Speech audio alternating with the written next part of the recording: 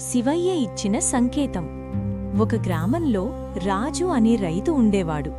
అతను ప్రతిరోజూ శివయ్యకి పూజ చేసేవాడు. ఒక సంవత్సరం వర్షం రాలేదు. పొలం పూర్తిగా ఎండిపోయింది. అయినా రాజు పూజ ఆపలేదు. కాని మనసులో బాధ పెరిగింది.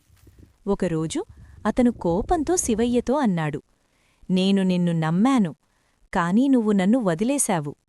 ఆ రాత్రి శివయ్య కలలో కనిపించి నవ్వుతూ అన్నాడు, "నేను నిన్నెప్పుడూ వదల్లేదు. నీ పొలం మధ్యలో ఉన్న పెద్ద రాయిని చూడు." మరుసటి రోజు రాజు కొంచెం కోపంగానే ఆ రాయిని తొలగించడం మొదలుపెట్టాడు.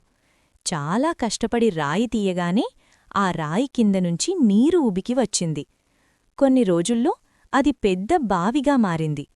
అప్పుడు రాజు అర్థం చేసుకున్నాడు, సమస్య కాదు, పరిష్కారం నా ముందు ఉన్నది. నీతి: దేవుడు సహాయం చెయ్యడనుకోవద్దు, మనమే గుర్తించలేకపోతాం.